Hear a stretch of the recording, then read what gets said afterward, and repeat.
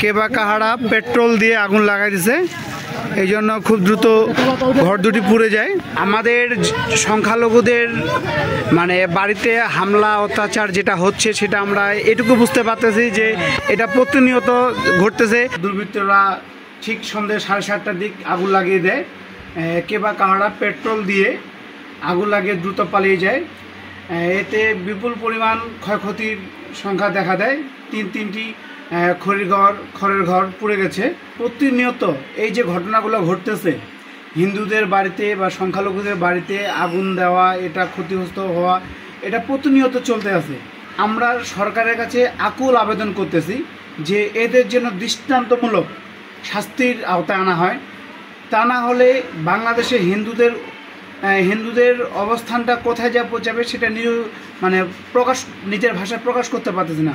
তো আমি অনুরোধ করব সরকারের কাছে যেন এই বিষয়গুলো শক্ত হাতে প্রতিহত করে।